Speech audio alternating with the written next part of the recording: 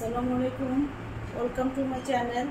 আজ আপনাদের জন্য নিয়ে আসলাম অতি সাধারণ কিন্তু এই গরমের ভিতর খেতে খুব স্বাদ ডাবের পুডিং। আমার এই রেসিপিটা যদি ভালো লেগে থাকে তাহলে আমার এই চ্যানেলে লাইক, শেয়ার, কমেন্টস এবং সাবস্ক্রাইব করবেন। আর বেশি বেশি করে এই ডাবের পুডিংটা বানাবেন, নিজেও খাবেন, বাচ্চাদেরও খাবেন।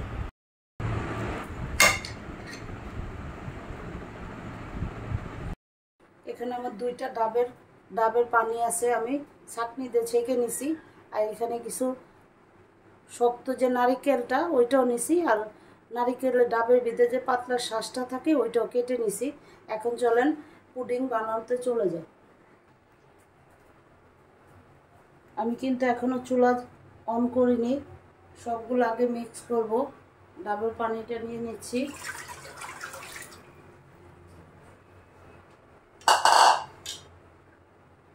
চিনি হাফ কাপ,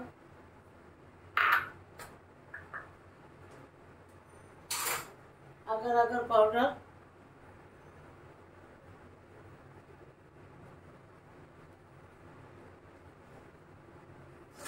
দুই টেবিল চামচ।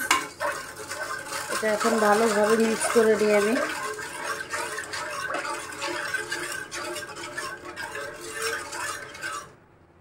এখন চুলার গ্যাসটা অন করে দিলাম। এখন অনবরত নাড়তে হবে।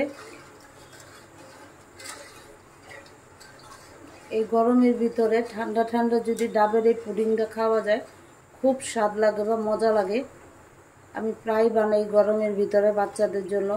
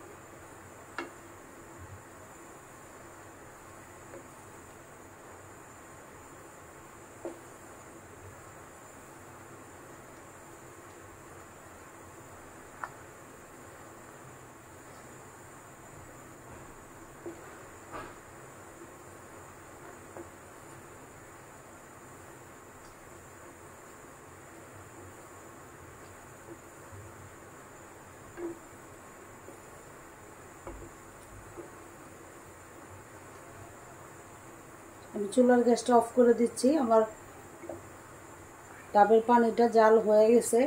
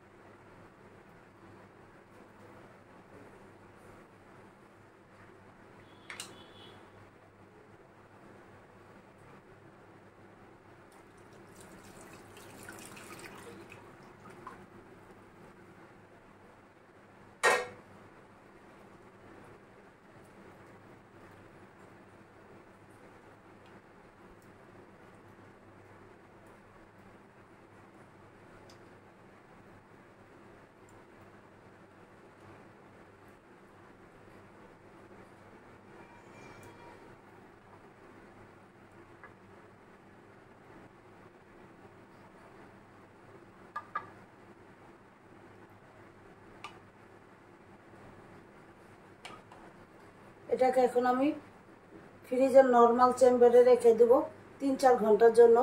আসছি 3-4 ঘন্টা পর। বানানো কমপ্লিট। আপনারা সবাই ভালো থাকবেন, সুস্থ থাকবেন। আল্লাহ হাফেজ।